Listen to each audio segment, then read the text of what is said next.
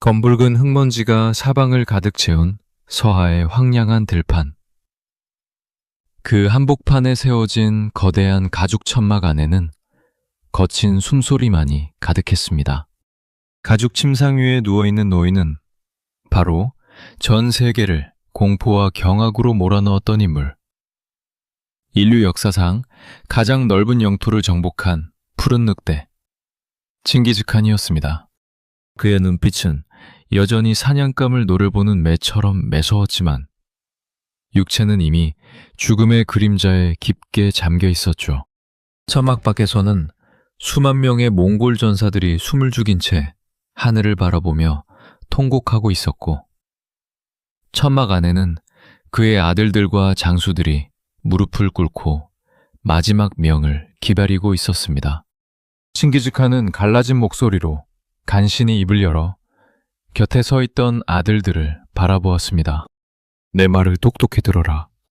화살 한 대는 쉽게 부러지지만 여러 대가 묶여 있으면 그 누구도 부러뜨릴 수 없는 법이다. 내가 너희에게 남겨줄 제국은 온 세상의 바다보다 넓고 태양보다 뜨겁다. 그러나 너희가 서로의 목에 칼을 겨누는 순간 이 위대한 제국은 아침 이슬처럼 흔적도 없이 사라질 것이다. 명심해라, 오고타이를. 다음 카간으로 섬기고 너희는 각자의 땅에서 형제를 지키는 방패가 되어라. 그것이 위대한 정복자가 남긴 마지막 유언이었습니다. 1500년이 넘는 세월 동안 그 누구도 이루지 못했던 유라시아 대륙의 통합, 그 정점에 섰던 사내가 마침내 숨을 거두자 초원에는 기이할 정도로 고요한 바람이 불어왔습니다. 하지만 칭기즈칸이 눈을 감은 그 순간부터 천막 안을 감돌던 팽팽한 긴장감은 서서히 균열을 일으키기 시작했습니다. 그가 남긴 유산이 너무나도 거대했기 때문입니다. 동쪽의 끝없는 중국 대륙부터 서쪽에 얼어붙은 러시아 평원, 그리고 영혼을 뒤흔드는 페르시아의 사막까지, 이 거대한 영토를 어떻게 나누고 어떻게 통치할 것인가라는 잔혹한 질문이 아들들의 머릿속을 스쳐 지나갔습니다. 칭기즈칸은 살아생전 자신의 네 아들에게 영토를 나누어 주며 서로 협력할 것을 당부했지만 인간의 탐욕은 위대한 아버지의 유언보다 언제나 강한 법이었죠. 장남 주칠 가문은 저 멀리 서쪽의 광활한 초원을, 차남 차가타이는 중앙아시아의 거친 요충지를, 삼남 오고타이는 제국의 중심인 몽골 초원과 카간의 왕자를, 그리고 막내 툴루이는 아버지가 남긴 군대와 본토의 핵심을 물려받게 되었습니다. 외견상으로는 완벽한 분할처럼 보였습니다. 하지만 이 분할은 제국의 영광을 사방으로 퍼뜨리는 기폭제인 동시에 서로가 서로를 파멸시키는 거대한 시한폭탄의 시작이었습니다. 아버지가 사라진 세상에서 아들들은 더 이상 순종적인 형제가 아니었습니다. 그들은 각자가 통치하게 된 거대한 땅의 주인, 즉 독자적인 칸국의 통치자로서 서로를 매섭게 노려보기 시작했습니다. 세계 역사상 가장 강력했던 유목제국이 왜 단 한 세대 만에 4개의 운명으로 찢어질 수밖에 없었는지, 그리고 그들이 마주한 종말은 얼마나 잔혹했는지 함께하고 싶으시다면 구독과 좋아요로 함께해 주세요. 지금부터 인류 역사상 가장 거대했던 왕좌의 게임이 시작됩니다. 칭기즈칸의 시신이 아무도 모르는 초원의 깊은 곳에 묻히자마자 몽골 제국은 거대한 4개의 심장을 가진 괴물로 진화하기 시작했습니다. 그리고 그 괴물들은 각자가 마주한 정착 문명의 바다로 거침없이 뛰어들었습니다. 어떤 이는 중국의 황제가 되었고, 어떤 이는 러시아를 얼려버린 공포의 지배자가 되었으며, 어떤 이는 이슬람의 신을 받아들여 전설적인 전사가 되었습니다. 유언은 지켜지지 않았고 형제들의 칼날은 서서히 칼집에서 흘러나와 서로의 심장을 겨누기 시작했습니다.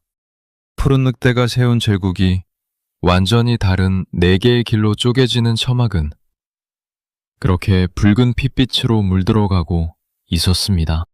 칭기즈칸의 장례가 끝나고 초원에 다시 이른 봄이 찾아왔지만 제국의 수도 카라쿠룸에 감도는 공기는 얼음장처럼 차가웠습니다.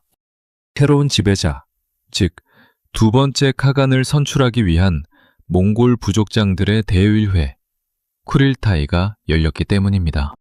아버지는 삼남 오고타이를 후계자로 지목했지만 제국의 전통은 그리 간단하지 않았습니다. 유목민족에게는 막내 아들이 아버지가 쓰던 안방과 가산, 그리고 군대의 핵심을 물려받는 수수치장 제도가 있었기 때문입니다. 즉, 막내인 툴루이가 칭기즈칸의 정예 병력 상당수를 쥐고 있었던 것이죠. 툴루이가 마음만 먹는다면 아버지가 지목한 형 오고타이를 밀어내고 스스로 왕좌에 앉을 수도 있는 일촉즉발의 상황이었습니다. 천막 안에서 형제들은 서로의 눈을 피하며 잔을 기울였습니다. 오고타이가 먼저 무거운 침묵을 깨고 동생 툴루이를 바라보았습니다. 동생아, 아버님께서는 내가 이 무거운 왕관을 쓰기를 원하셨다. 하지만 네가 가진 군대와 장수들의 마음이 없다면 나 역시 이 자리에 앉을 자격이 없구나. 네 생각은 어떠하냐? 툴루이는 잔을 내려놓고 잠시 형의 눈을 응시했습니다.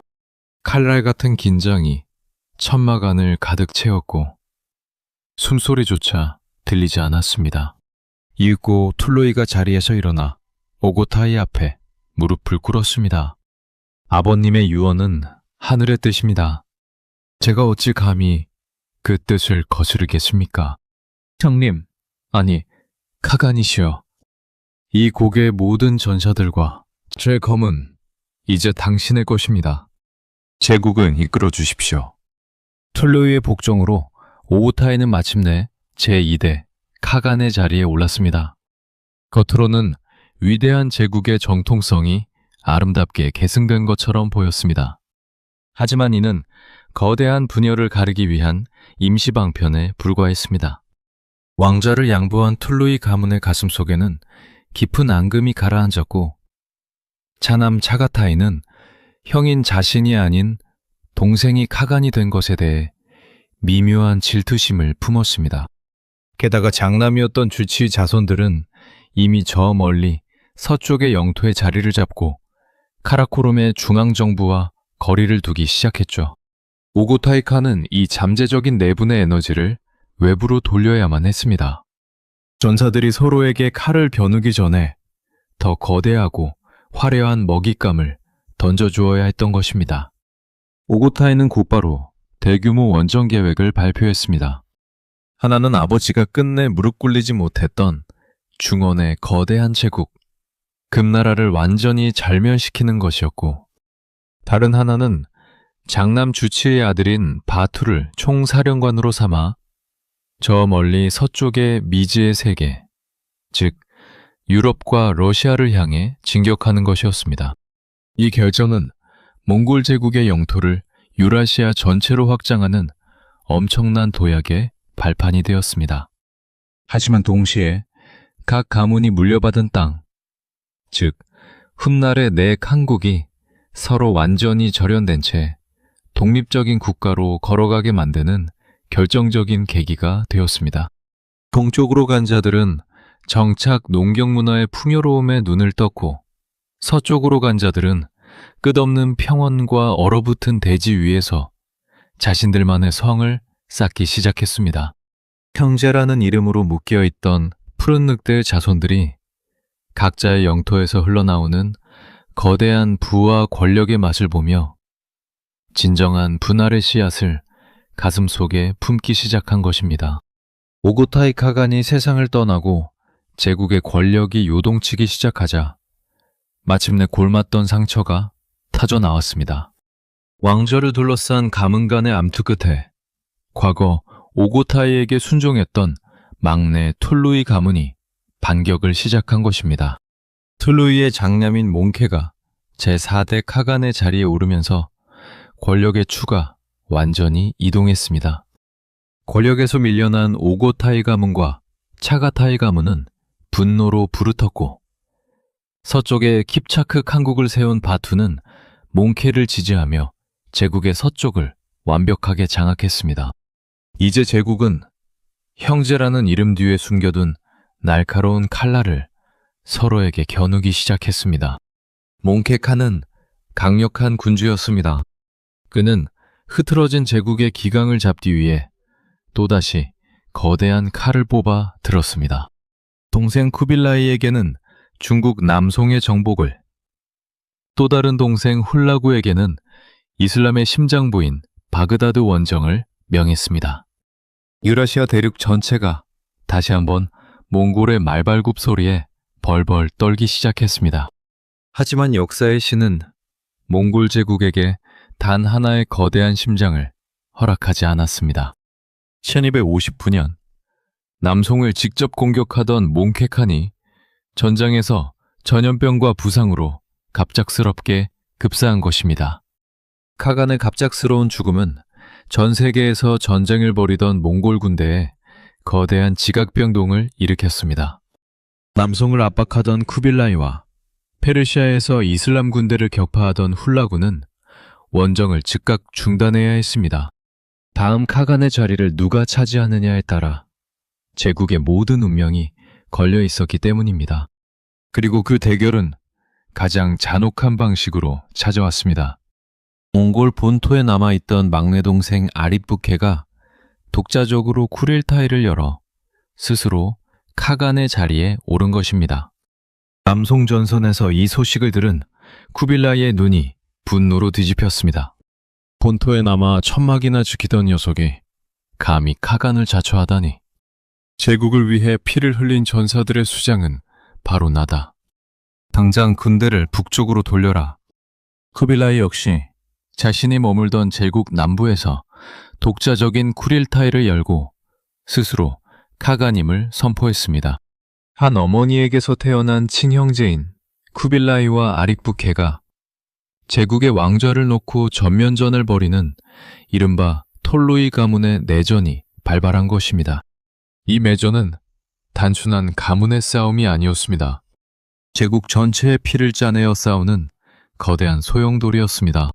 차가타이 칸국과 오고타이 가문의 생존자들은 아립부케를 지지하며 쿠빌라이를 압박했고, 저 멀리 서쪽의 킵차크 칸국과 페르시아의 일 칸국 역시 각자의 이해관계에 따라 서로를 매섭게 노려보았습니다. 4년 동안 이어진 잔혹한 동족 상잔의 결과 자금줄과 물자를 주고 있던 쿠빌라이가 승리를 거두며 아립부케의 항복을 받아냈습니다. 하지만 승리한 쿠빌라이가 마주한 제국의 모습은 이미 과거의 위대한 유라시아 제국이 아니었습니다. 형제들이 흘린 피는 너무나 깊었고 서로에 대한 신뢰는 완전히 깨져버렸습니다. 카라코룸의 중앙 통제력은 땅에 떨어졌고 서쪽의 칸국들은 더 이상 쿠빌라이를 제국의 유일한 천자로 인정하지 않았습니다. 푸른 늑대의 유언이 완전히 파괴된 이 거대한 내전을 기점으로 몽골 제국은 거대한 대원 제국과 세 개의 칸국이라는 완전히 독립된 네 개의 운명으로 분열되어 각자의 길을 걷게 되었습니다. 일부 대원 제국과 쿠빌라이 칸. 형제 아릿부케와의 잔혹한 내전에서 승리하며 카간의 자리에 오른 쿠빌라이는 이제 조부 칭기스칸도 이루지 못했던 원대한 꿈을 향해 시선을 돌렸습니다. 바로 풍요로운 양치강 남쪽에서 찬란한 문명을 자랑하던 한족의 정권, 남송을 완벽하게 무릎 꿇리는 것이었죠. 하지만 쿠빌라이는 단순히 약탈하고 떠나는 과거의 유목 방식을 버렸습니다. 그는 주먼을 온전히 지배하기 위해 한족의 문화와 시스템을 과감하게 수용하는 일대 대전환을 시도합니다. 1271년, 쿠빌라이는 마침내 몽골 제국이라는 틀을 넘어 주역의 구절에서 따온 대원이라는 국호를 전 세계에 선포하며 대원 제국을 공식 건립했습니다. 초원의 카간이 마침내 중원의 정통 황제로서 첫 발을 내디딘 순간이었습니다. 대원의 황제가 된 쿠빌라이는 곧바로 남송을 향한 거대한 거인의 발걸음을 재촉했습니다. 만공불락이라 불리던 양양성을 5년간의 대포위 끝에 함락시킨 원나라 군대는 남송의 수도 이만까지 거침없이 진격했습니다. 하지만 남송의 충신들과 잔존 세력들은 어린 황제를 옹립한 채 거대한 대륙의 남쪽 끝 바다를 향해 도망치며 끝까지 저항했습니다. 그리고 1271년 제국 건립으로부터 8년이 지난 1279년 마침내 광동성 앞바다의 애산에서 대원 제국의 거대한 함대와 남송의 마지막 함대가 운명을 건 정면 충돌을 벌였습니다. 역사에 기록된 애산 해전이었습니다. 바다 위를 가득 메운 천여 척의 전함들이 불화살과 대포를 주고받는 대혼전 속에서 결국 남송의 함대는 원나라 수군의 치밀한 포위망에 걸려 처참하게 와해되었습니다. 더 이상 물러설 곳이 없음을 직감한 남송의 최상 육수부는 8살 어린 황제를 등에 업고 차가운 바다 위로 몸을 던졌습니다. 뒤를 이어 수만 명의 남송 신하와 백성들이 바다로 뛰어들며 300년을 이어온 송나라의 역사는 그렇게 거대한 비명과 함께 수면 아래로 가라앉았습니다. 애산 해전의 대승으로 쿠빌라이의 대원 제국은 마침내 남송을 완전히 멸망시키고 중원 전체를 완벽하게 통일해냈습니다. 만리장성 이북의 유목민족이 중원 대륙 전체를 온전히 지배하게 된 것은 중국 역사상 최초의 사건이었습니다. 초원의 야성과 한족의 거대한 문명이 결합한 이 거대한 폭풍은 이제 바다 건너 동쪽의 끝에 있는 신비의 섬나라 일본을 향해 무서운 기세로 먹구름을 몰고 가기 시작했습니다. 유라시아 대륙 전체를 무릎 꿇린 원나라의 입장에서 바다 건너 작은 섬나라는 그저 손쉽게 거두어들일 수 있는 열매처럼 보였습니다. 쿠빌라이는 일본의 지배자인 막부에 여러 차례 국서를 보내 자신을 상국으로 섬기고 공물을 바칠 것을 요구했습니다. 하지만 일본의 무사 정권은 원나라 사신들의 목을 베어 길거리에 내걸며 제국의 자존심에 정면으로 도전했습니다. 분노한 쿠빌라이는 곧바로 거대한 원정대를 조직하라 명령했습니다. 감히 대원 제국의 호의를 무시하고 사신의 목을 베다니. 네, 반드시 그 섬나라를 말발굽으로 짓밟아 천자의 위엄을 보여줄 것이다. 고르는 당장 전함을 건조하고 군대를 소집하라. 1174년 원나라 전사들과 고려 군사로 구성된 여몽연합군 9천여 명이 400여 척의 거대한 전함을 타고 일본 규슈의 하카타만에 상륙했습니다. 몽골 군대의 전술은 강력했습니다. 일본의 무사들이 전통적인 방식에 따라 한 명씩 앞으로 나와 이름을 외치며 1대1 결투를 신청할 때 몽골 군대는 진과 북을 울리며 일제히 화살을 퍼부었고 굉음을 내며 터지는 화약무기인 철포를 던졌습니다. 만생 처음 보는 전술과 공포의 무기 앞에 일본 무사들은 추풍낙엽으로 쓰러졌고 하카타마는 핏물로 물들었습니다.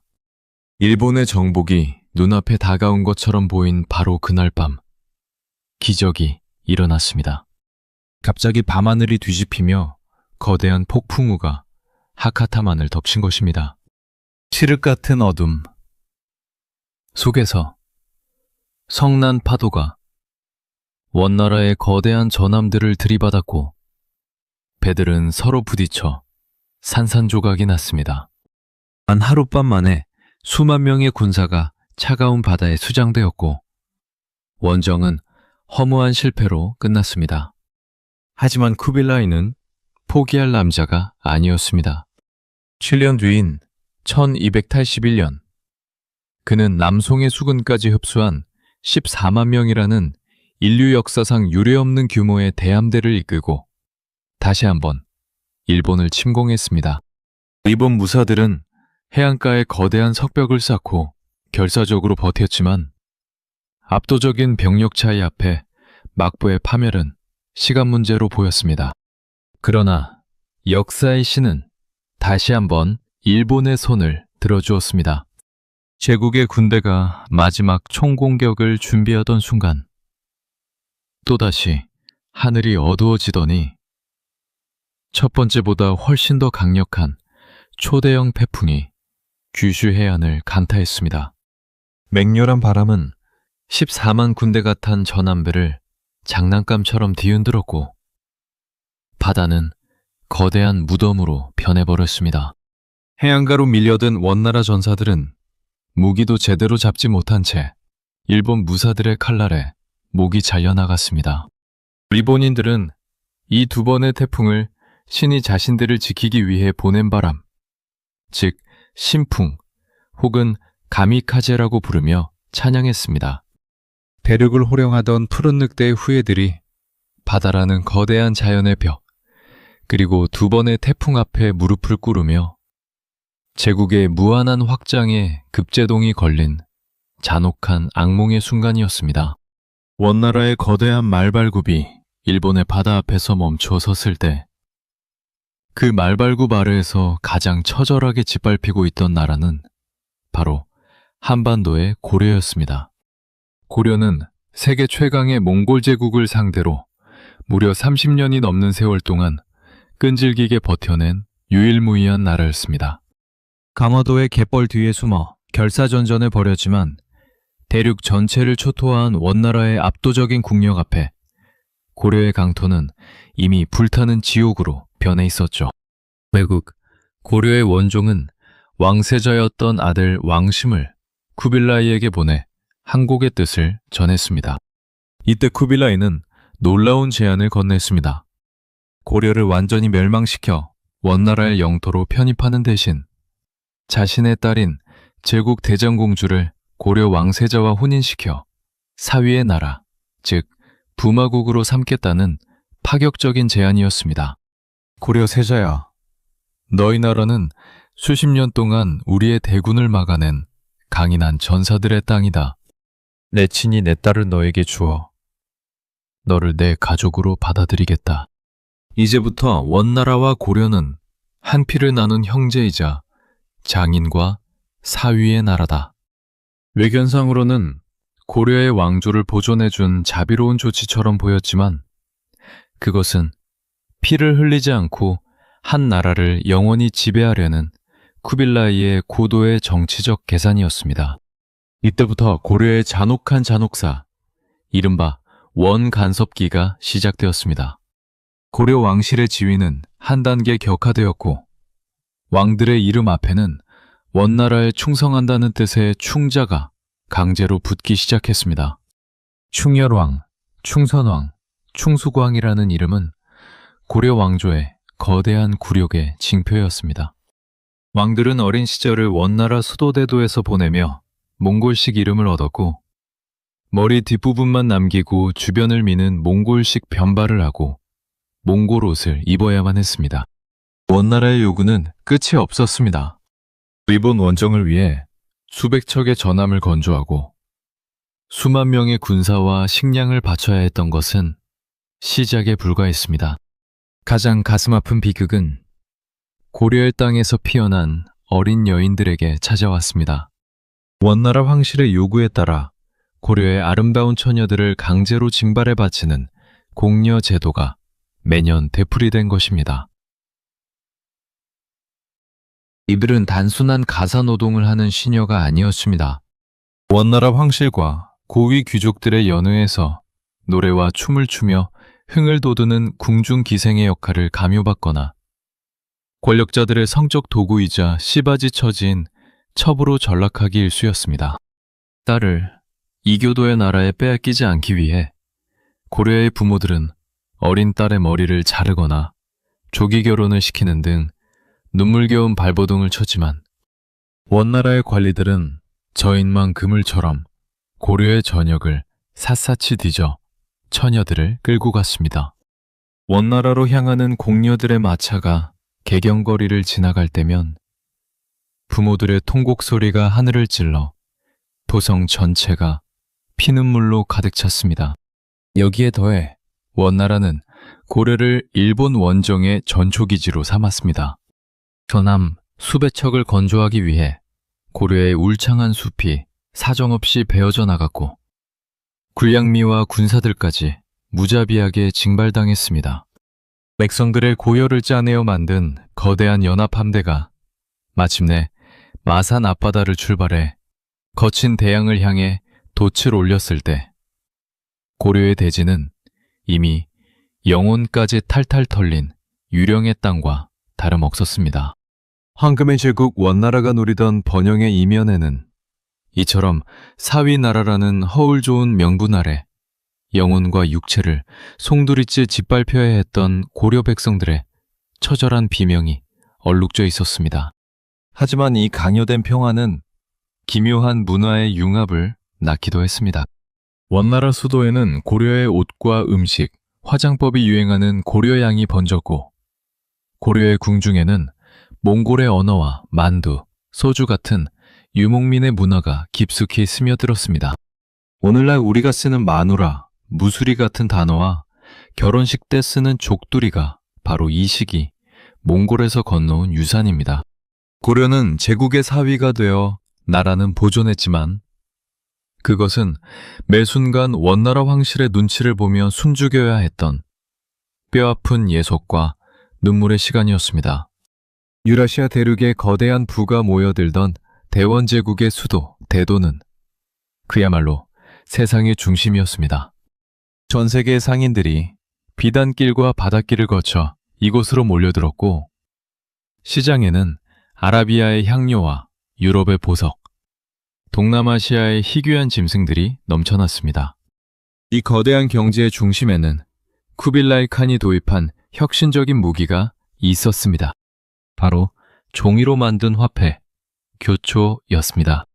쇠붙이로 만든 무거운 동전 대신 가벼운 종이돈을 사용하게 하면서 원나라의 상업은 폭발적으로 성장했습니다.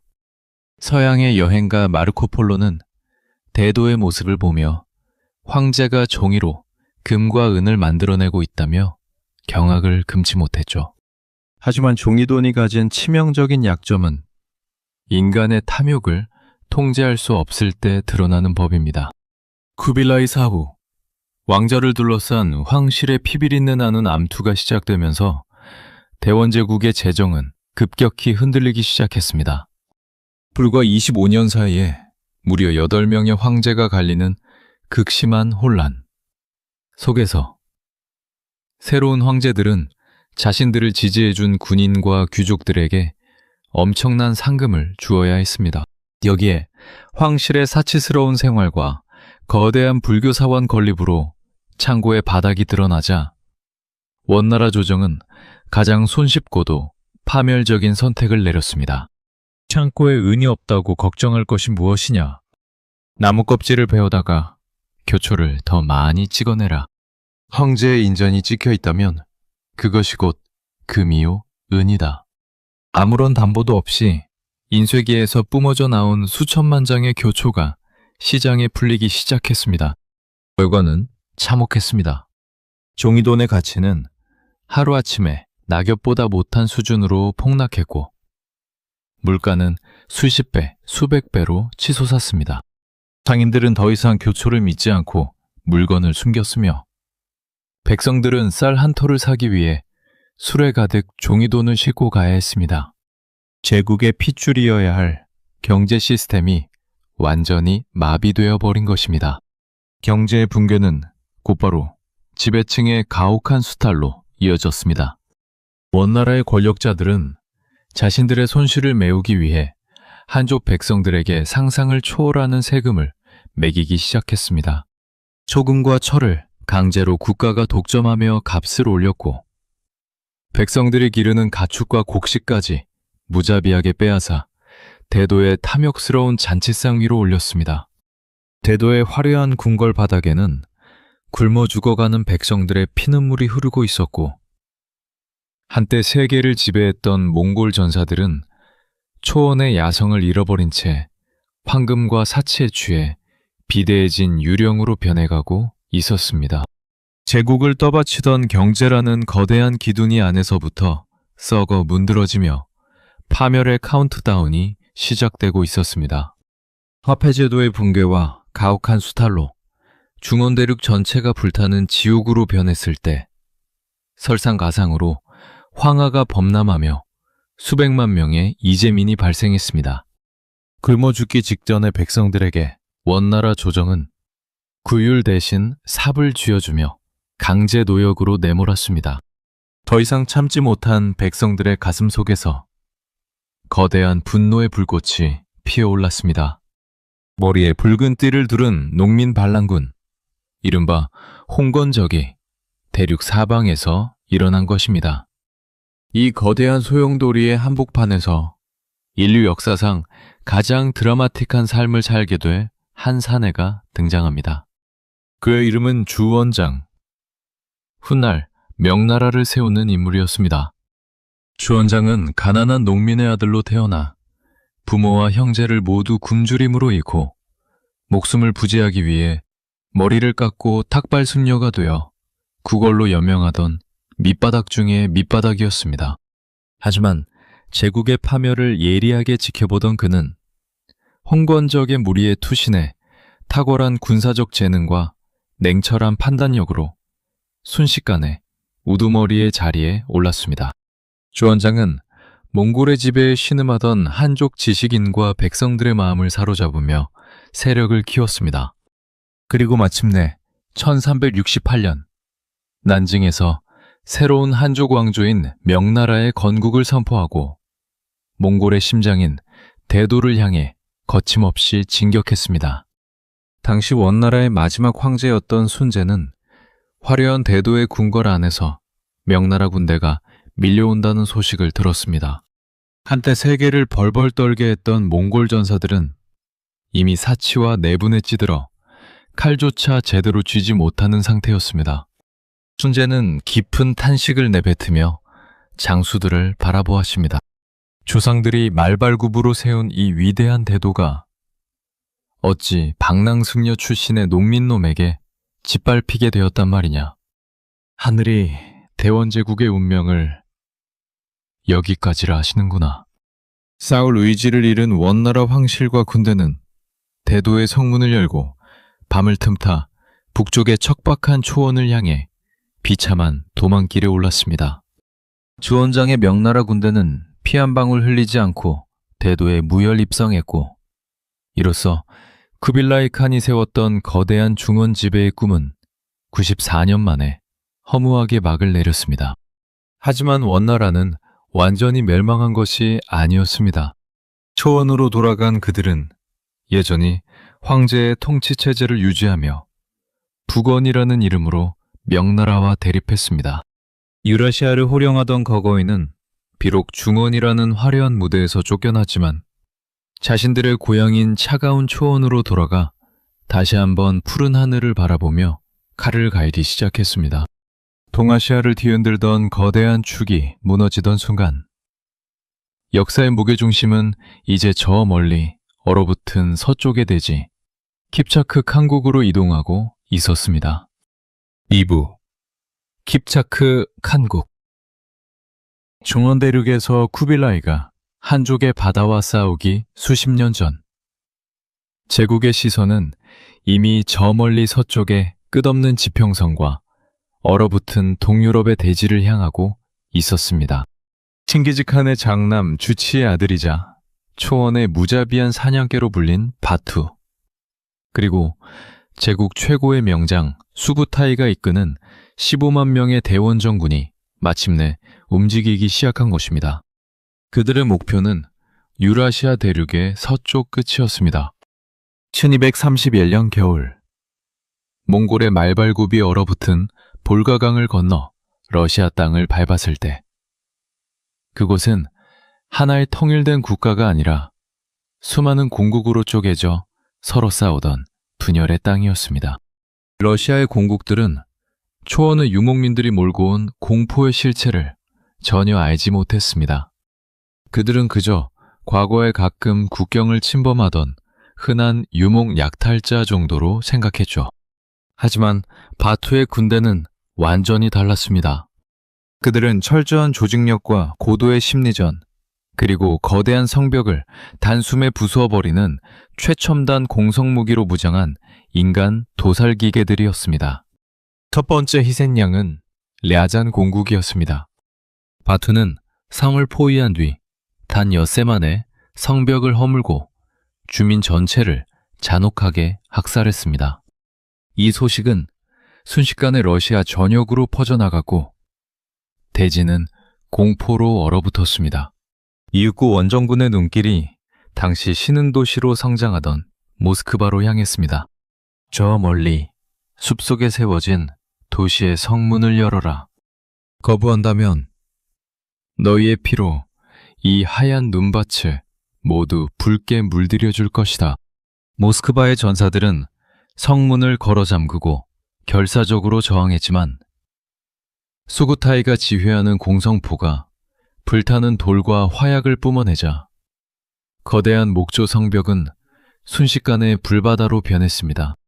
성문이 부서지자 몽골 기병들이 비명과 통곡으로 가득 찬 시내로 거침없이 쏟아져 들어왔습니다.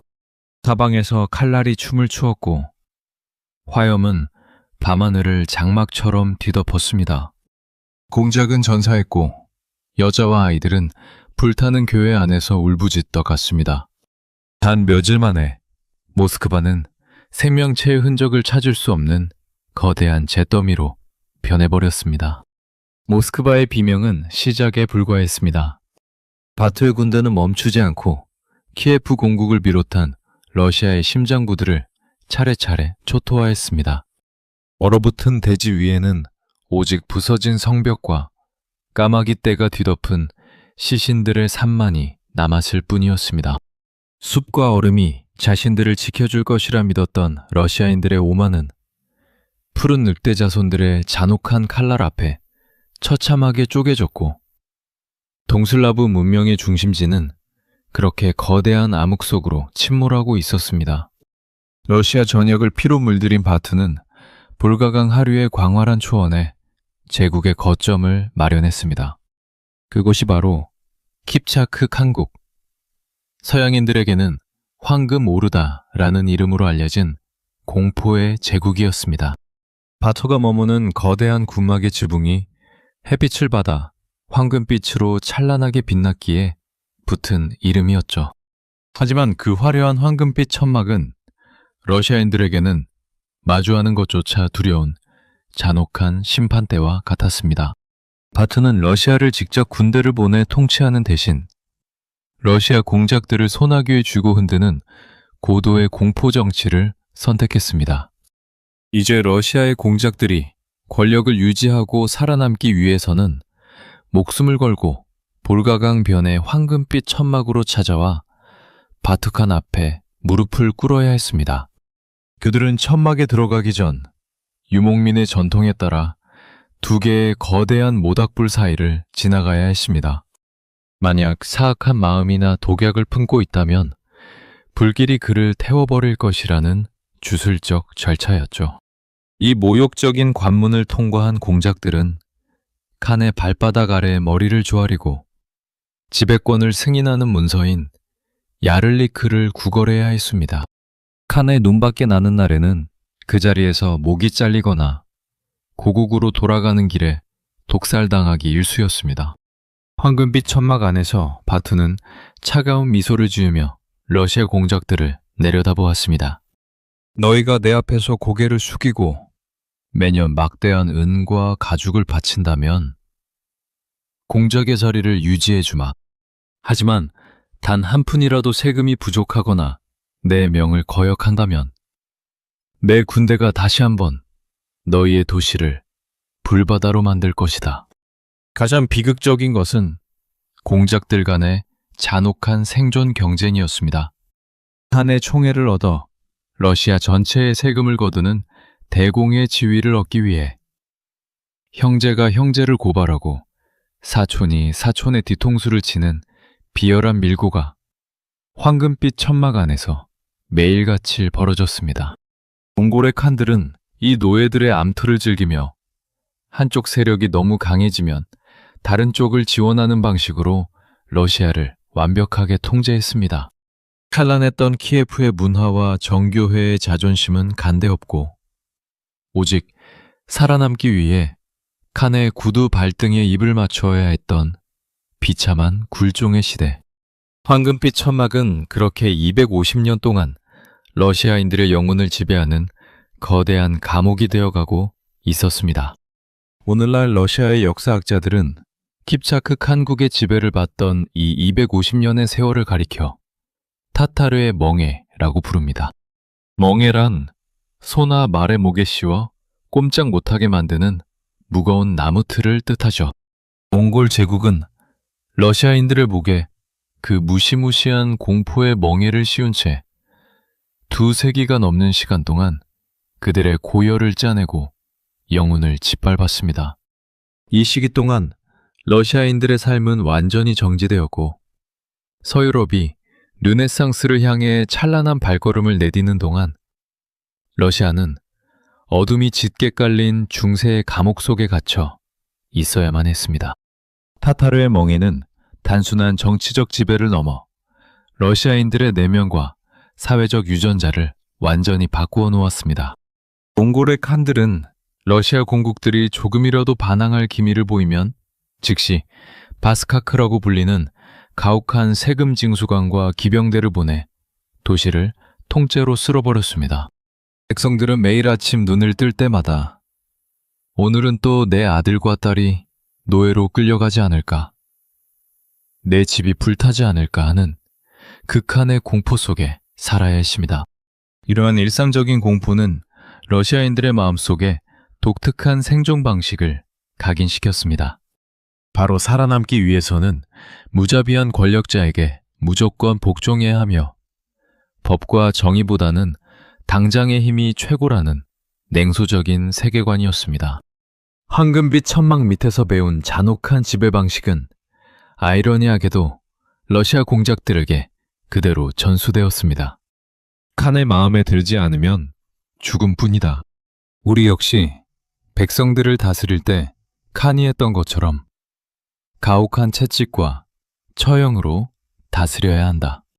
러시아 공작들은 자신들의 백성을 통제하기 위해 몽골식의 철저한 전제 군주제와 비밀경찰식 감시체계를 모방하기 시작했습니다.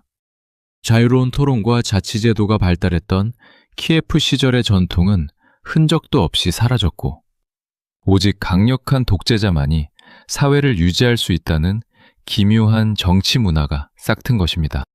후대의 역사학자들은 오늘날 러시아가 보여주는 독특한 전제주의적 성향과 서구 사회에 대한 깊은 불신, 그리고 강한 지도자에게 집착하는 심리적 트라우마가 바로 이 타타르의 멍에 시절에 완성되었다고 말합니다. 250년간 영혼에 새겨진 몽골의 말발굽 자국은 러시아라는 거대한 거인이 서방의 문명과 영원히 다른 길을 걷게 만드는 깊고 잔혹한 상처였습니다. 러시아 공국들을 공포로 지배하던 킵차크 칸국에 거대한 문화적, 종교적 대전환이 찾아왔습니다. 초원의 샤머니즘과 푸른 하늘을 숭배하던 유목민의 전사들이 자신들이 정복한 중앙아시아와 볼가강 유역의 영리한 상인들을 만나면서 서서히 다른 신의 목소리에 귀를 기울이기 시작한 것입니다. 그 변화의 정점에 선 인물이 바로 킵차크 칸국의 황금기를 이끈 우즈베크 칸이었습니다. 14세기 초 우즈베크 칸은 마침내 위대한 칭기스칸의 법령 대신 이슬람교를 칸국의 국교로 선포하며 초승달이 그려진 거대한 깃발을 황금빛 천막 위에 높이 올렸습니다. 이제 우리 황금 오르다의 모든 전사는 유일신 알라와 그의 예언자 무함마드의 가르침을 따를 것이다. 초원의 법은 이슬람의 율법인 샤리아 아래에 잠들지어다. 우즈베크 칸의 이슬람 배정은 제국의 운명을 뒤흔든 결정적인 사건이었습니다. 킵차크 칸국은 이슬람 세계의 거대한 네트워크와 연결되며 막대한 경제적 풍요를 누렸지만 이는 동시에 피지배층이었던 러시아인들과의 사이에 돌이킬 수 없는 거대한 종교적 성벽을 쌓는 결과를 낳았습니다. 러시아인들은 동방 정교회라는 기독교 신앙을 목숨처럼 지키고 있었기에 자신들을 짓밟는 몽골 지배자들이 이슬람이라는 다른 신을 믿기 시작하자 그들을 단순한 정복자가 아닌 영혼을 파멸시키러 온 이교도의 악마로 바라보기 시작했습니다. 이 종교적 분리는 러시아를 서유럽의 역사와 문명으로부터 완전히 경위하는 독특한 결과를 가져왔습니다. 당시 서유럽은 정교회를 믿는 러시아인들을 도울 마음이 전혀 없었고 오히려 이교도인 몽골과 손잡은 타락한 땅이라며 외면했습니다. 러시아 역시 이슬람을 믿는 칸국의 눈치를 보느라 바다 너머 가톨릭 세계와의 교류를 스스로 차단할 수밖에 없었죠. 찬란했던 동슬라브족의 문화는 몽골의 이슬람 문화와 러시아의 정교의 신앙이 기묘하게 뒤엉킨 채 유라시아의 거대한 고도 속에서 홀로 외롭게 굳어가고 있었습니다. 십자가를 품은 피지배자와 초승달을 쥔 지배자의 위태로운 동거는 대지 밑바닥에서부터 거대한 폭발의 에너지를 소리 없이 키워가고 있었습니다. 이슬람으로 개종하며 난공불락의 위세를 떨치던 킵차크 칸국도 권력의 정점에서 시작되는 내분의 저주를 피해갈 수는 없었습니다. 14세기 후반에 접어들자 칸의 자리를 놓고 왕족들이 서로를 죽고 죽이는 참혹한 군웅할 거의 시대가 도래한 것입니다. 황금오르다의 지배력이 모래성처럼 흔들리기 시작하자 멍에 아래서 숨을 죽이고 있던 러시아 공국들의 눈빛이 달라졌습니다. 그 중심에는 몽골의 가혹한 채찍 밑에서 소리 없이 힘을 기르며 세력을 키워온 신은 요충지, 모스크바 공국의 젊은 군주 드미트리 대공이 있었습니다. 당시 킵차크 칸국의 실권자였던 권신 마마이는 모스크바의 심상치 않은 움직임을 감지하고 러시아인들의 버릇을 고쳐놓기 위해 수만 명의 대군을 몰고 북상했습니다.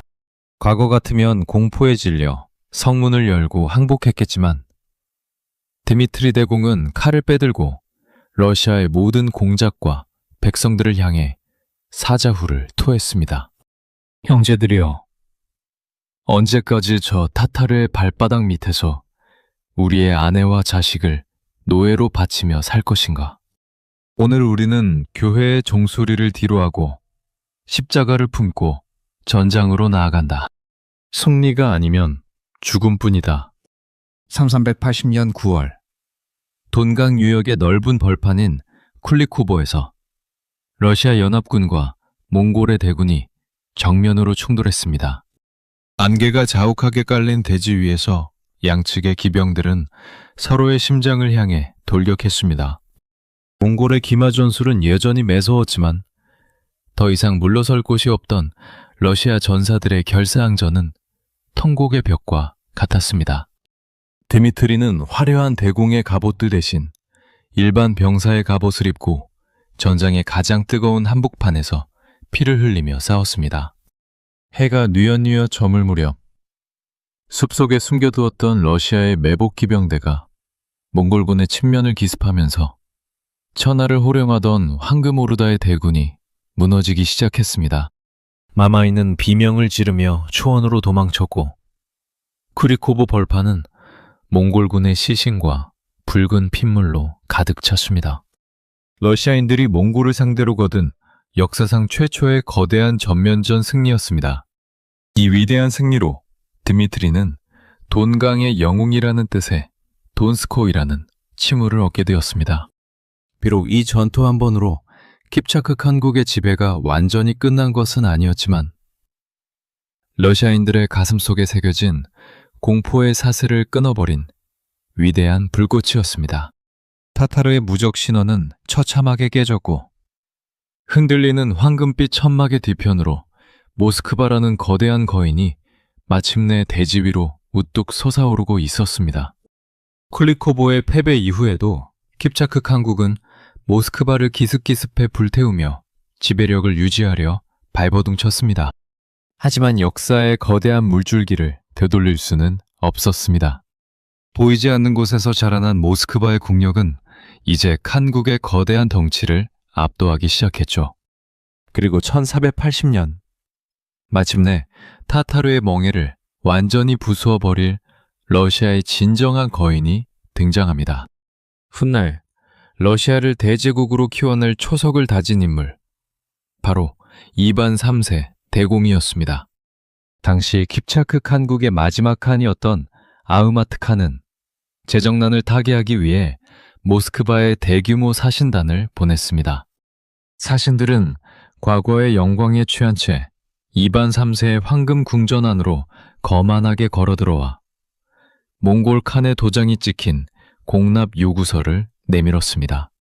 수십 년 동안 밀린 은과 양털을 당장 바치지 않으면 당장 군대를 몰고 와 모스크바를 잿더미로 만들겠다는 협박이었죠. 이반 3세는 사신들의 오만한 얼굴을 가만히 응시하다가 서서히 자리에서 일어났습니다. 그의 손에는 몽골의 공납 요구서가 쥐어 있었습니다. 너희가 믿는 초원의 칸에게 돌아가 똑똑히 전하라. 모스크바는 더 이상 너희 노예들의 땅이 아니다. 우리는 오직 하늘의 신만을 섬길 뿐 이교도의 발바닥 밑에 바치르는 단 한 푼도 없다. 말을 마친 이반 3세는 사신들이 보는 앞에서 칸의 요구서를 갈갈이 찢어 바닥에 내팽개치고 장화발로 무참히 짓밟았습니다. 그리고 공포에 질린 사신들의 목을 베어 정문에 내걸었죠. 이는 킵차크 칸국을 향한 명백한 전쟁 선포였습니다. 엿보난 아흐마트 칸은 제국의 모든 병력을 쥐어짜내 모스크바로 진격했고 이반 3세 역시 러시아 정예병을 이끌고 우그라강 변에서 몽골군과 대치했습니다. 강을 사이에 둔 두 군데의 대치는 팽팽했습니다. 하지만 몽골군에게는 과거의 압도적인 기동력과 투지가 사라진 상태였고 혹독한 러시아의 겨울바람이 불어오자 군량마저 떨어져 내분이 일어나기 시작했습니다. 결국 아흐마트 칸은 싸워보지도 못한 채 먼저 초원으로 말머리를 돌려 도망쳤고 공남 요구서를 찢은 지 수개월 만에 킵차크 칸국은 허무하게 와해되었습니다. 250년 동안 러시아인들의 영혼을 구속했던 타타르의 멍에가 마침내 완전히 파괴되는 순간이었습니다. 모스크바는 더 이상 변방의 약소국이 아니었습니다. 이반 3세는 자신을 러시아 최초의 짜르, 즉 황제라 칭하며 대제국의 서막을 열었습니다. 북방에 얼어붙은 대지 위에서 공포의 제국이 소멸하는 동안 이제 역사의 카메라는 뜨거운 모래바람과 피비린내 나는 향료가 가득한 페르시아의 심장부 1칸국을 향해 빠르게 회전하고 있었습니다. 3부 1칸국. 러시아 평원이 킵차크 칸국의 말발굽 아래 얼어붙고 있을 때 제4대 카간몽케의 또 다른 동생인 훌라군은 뜨거운 모래바람을 뚫고 이슬람의 심장부를 향해 남하하고 있었습니다. 그의 목표는 당시 500년 역사를 자랑하며 이슬람 문명의 황금기를 구가하던 아바스 칼리파국의 수도 바그다드였습니다. 바그다드는 전 세계의 지식과 철학, 과학이 모여들던 지혜의 궁전이자 수십만 명의 인구가 풍요를 누리던 대도시였습니다. 1258년 초 훌라구가 이끄는 15만 명의 몽골 대군이 마침내 바그다드의 거대한 성벽을 겹겹이 포위했습니다. 훌라구는 최후 통첩을 보냈습니다.城문을 열고 투항한다면 자비를 베풀겠지만 거부한다면 돌 하나도 성하지 않게 하겠다는 경고였습니다. 하지만 바그다드의 지배자인 칼리파 무스타심은 이슬람 세계의 수장이라는 오만에 빠져 있었습니다. 그는 전 세계의 무슬림들이 자신을 지키기 위해 일어날 것이라 믿으며 훌라구의 제안을 단칼에 거절했죠. 그것은 찬란했던 이슬람 황금기를 끝장내는 가장 어리석은 선택이었습니다. 훌라구는 차가운 눈빛으로 장수들에게 신호를 보냈습니다. 성벽을 향해 불타는 기름과 돌을 날려라. 단 한 명의 전사도 살려두지 말고 이 오만한 도시의 숨통을 완전히 끊어놓아라. 몽골군의 공성포가 쉴 새 없이 불덩이를 뿜어내자 난공불락이라 믿었던 바그다드의 성벽은 단 수일 만에 처참하게 무너져 내렸습니다. 성문이 열리자 초원의 전사들은 굶주린 늑대처럼 시내로 돌입했습니다. 일주일 동안 이어진 학살과 약탈은 인류 역사상 가장 잔혹한 비극 중 하나였습니다. 거리마다 피가 강을 이루고 시신이 산처럼 쌓였습니다. 가장 뼈아픈 것은 수백만 권의 희귀 도서와 학문의 결정체가 모여있던 국립도서관. 지혜의 집이 완전히 파괴된 것이었습니다. 몽골 전사들은 책들을 가구로 쓰거나 양쯔강보다 넓은 티그리스강에 닥치는 대로 던져버렸습니다. 수많은 학자와 시인, 과학자들의 목이 잘려나가는 동안 티그리스강은 지식인들이 흘린 붉은 피와 책에서 녹아내린 검은 잉크로 물들어 기이한 보랏빛으로 변해 흘렀습니다. 수백 년 동안 인류의 지성을 지탱해온 위대한 도시는 그렇게 단 일주일 만에 자욱한 연기와 비명 속으로 영원히 사라져버렸습니다. 바그다드를 피해 바다로 만든 훌라구의 군대는 마침내 이슬람 세계의 절대적인 수장 칼리파 무스타심을 사로잡았습니다. 화려한 비단 옷을 입고 보석으로 치장한 칼리파가 포박된 채 훌라구 앞에 끌려왔을 때 훌라구는 그를 살려둘 생각이 추호도 없었습니다. 하지만 한 가지 기묘한 문제가 그의 발목을 잡았습니다. 당시 몽골 전사들에게는 고귀한 신분을 가진 왕족이나 지배자의 피를 대지에 흘리면 대지의 신이 노하여 거대한 재앙을 내린다는 강력한 금기이자 미신이 있었던 것입니다. 이슬람의 수장인 칼리파의 목을 칼로 베어 피를 흘리게 했다가는 초원의 신들이 분노할지도 모른다는 두려움이었습니다. 훌라구는 장수들을 바라보며 냉수적인 미소를 지었습니다.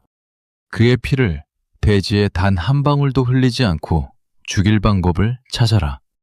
신들의 분노를 사지 않으면서도 이 오만한 지배자에게 가장 어울리는 최후를 선사해야 한다.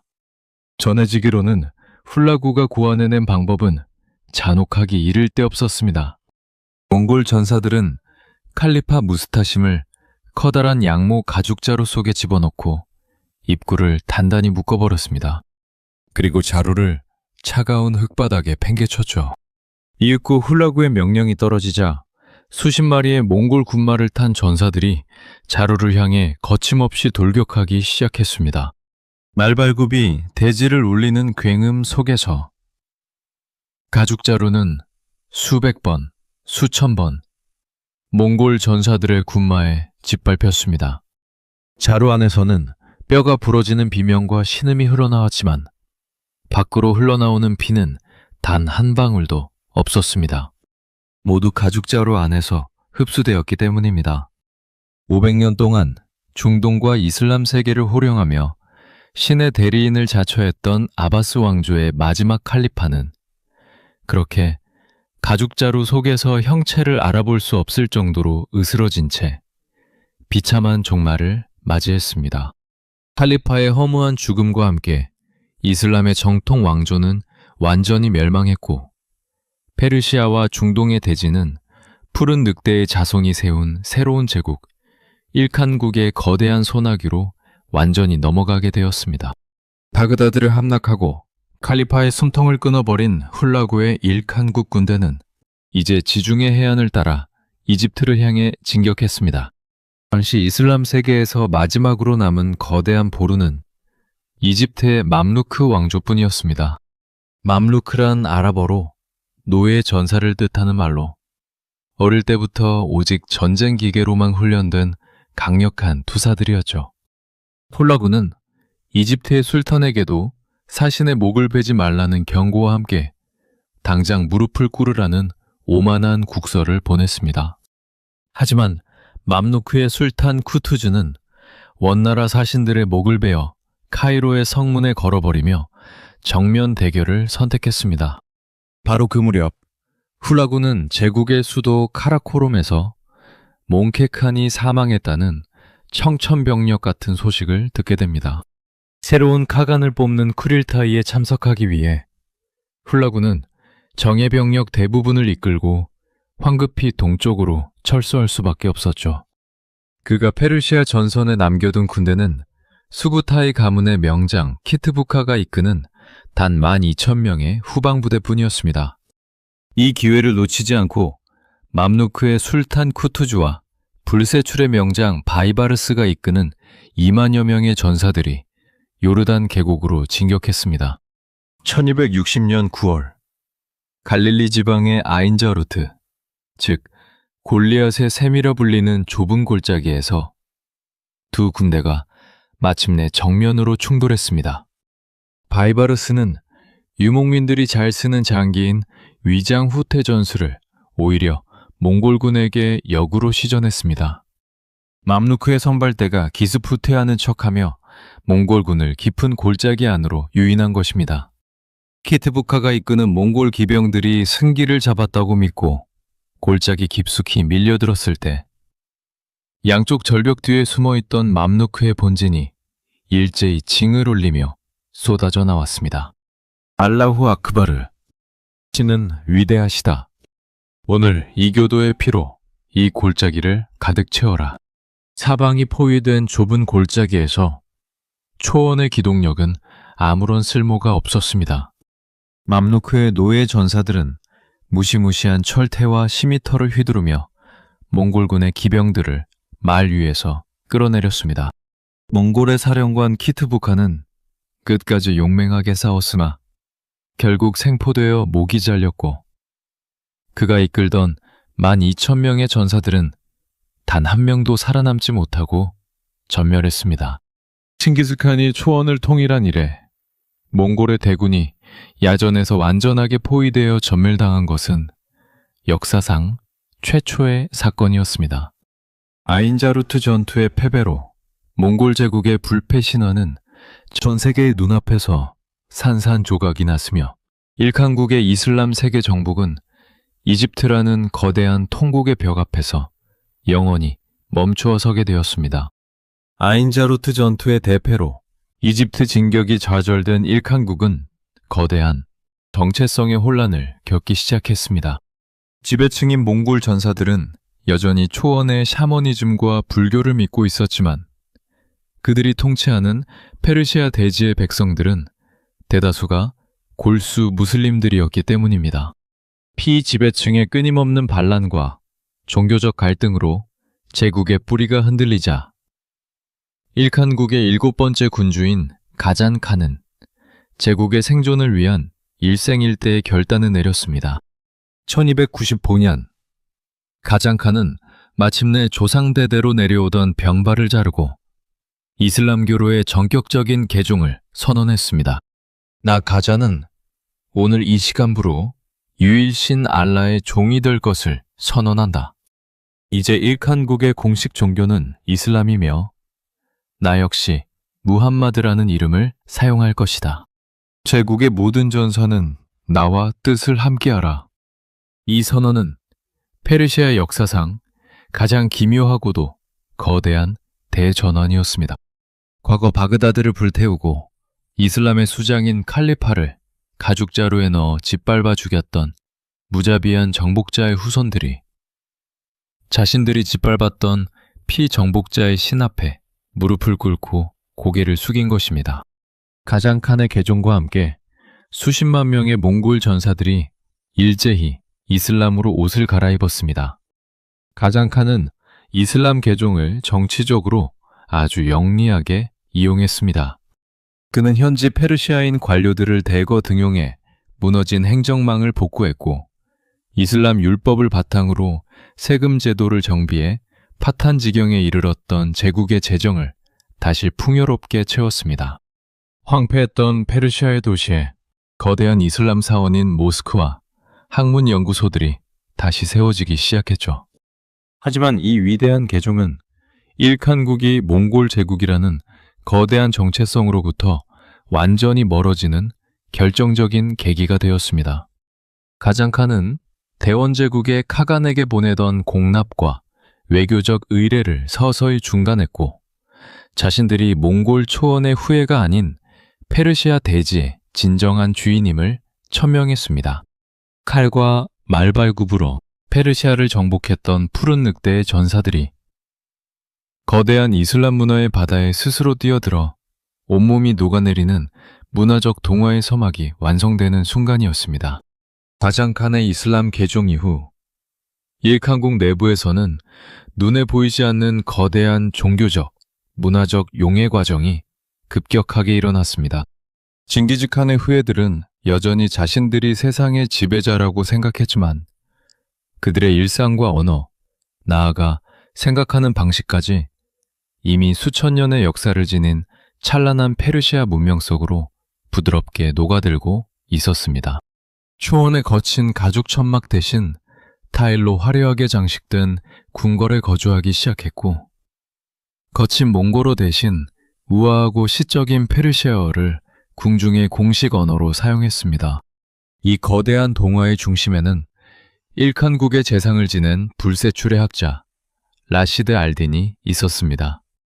그는 가장칸의 명을 받아 몽골의 역사뿐만 아니라 유라시아 전체의 역사를 집대성한 위대한 역사서 집사를 집필했습니다.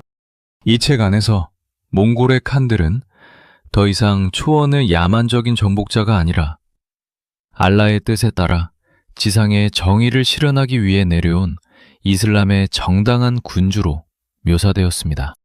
페르시아의 지식인들은 칼을 든 유목민들에게 문명이라는 화려한 옷을 입혀 자신들의 방식대로 길들인 것입니다. 몽골 전사들의 일상도 완전히 바뀌었습니다.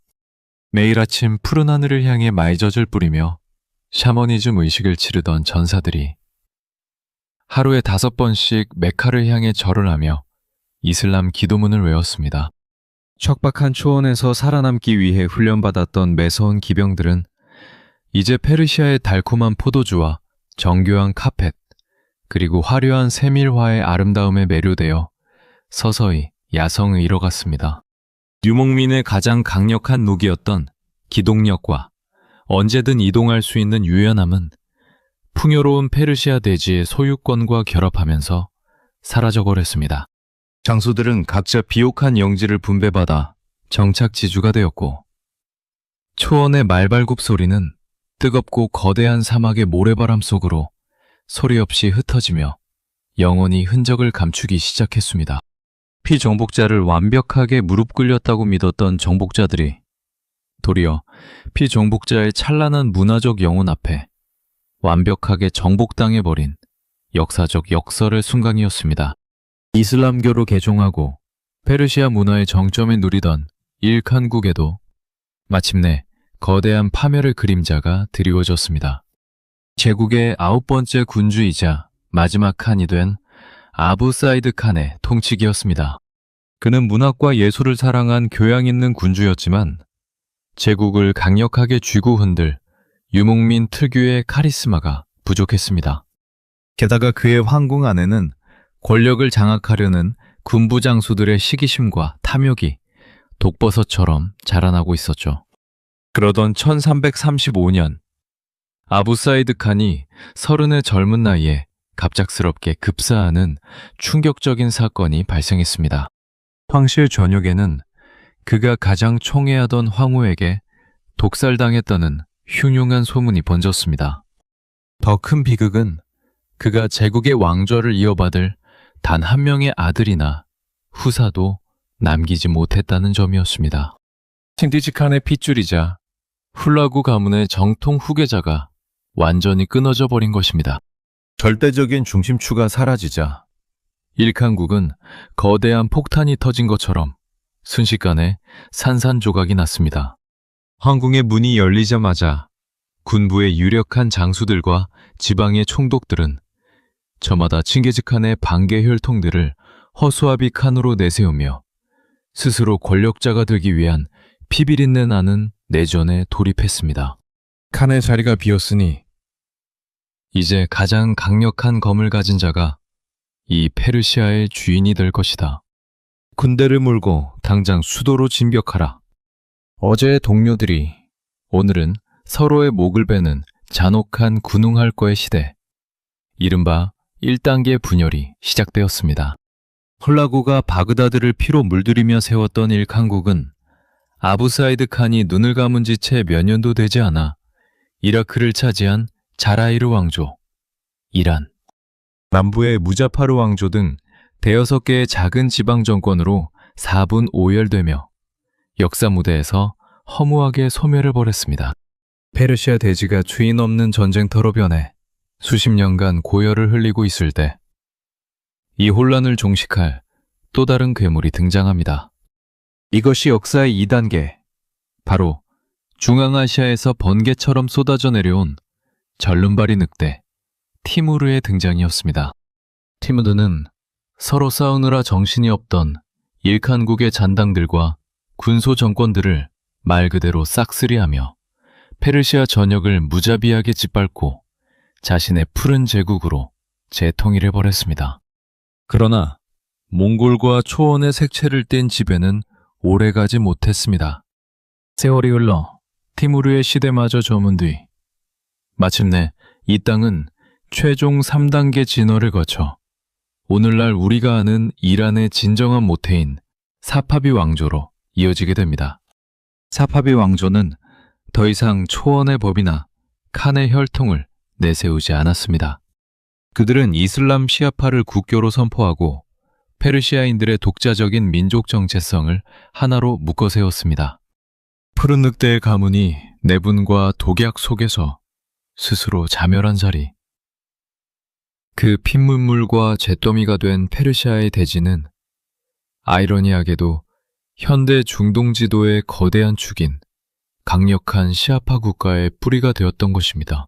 중원대륙의 원나라와 러시아의 킵차크 칸국, 그리고 페르시아의 일칸국이 각자의 거대한 몰락과 진화의 길을 걷는 동안 이제 역사의 마지막 시선은 네 칸국 중 가장 오랫동안 초원의 순수함을 고수하며 버텨온 곳 중앙아시아의 차가타이 칸국을 향해 나아가고 있었습니다. 사부 차가타이 칸국. 칭기즈칸의 아들들이 세운 칸국들이 중원의 황제가 되거나 러시아의 지배자가 되거나 페르시아의 이슬람 군주로 변신하며 현지 문화에 급격히 동화될 때 그들과 완전히 다른 길을 걸었던 고집스러운 땅이 있었습니다. 바로 차남 차가타이가 물려받은 중앙아시아의 심장부 차가타이 칸국이었습니다. 이들이 자리 잡은 텐산 산맥 주변과 파미르 고원은 거대한 정착 문명의 도시보다는 끝없이 펼쳐진 거친 초원과 사막이 지배하는 곳이었습니다. 차가타이 칸국의 전사들은 다른 형제들이 비단 옷을 입고 화려한 궁궐에서 타락해가는 모습을 깊은 경멸의 눈빛으로 바라보았습니다. 형제들이 초원의 야성을 잃고 양들의 도시에 갇혀 바보가 되었구나. 위대한 아버님, 칭기즈칸의 법령, 자삭을 잊은 자들은 유목민의 자격이 없다. 우리는 영원히 말 위에서 잠들고 푸른 하늘 아래서 숨을 거둘 것이다.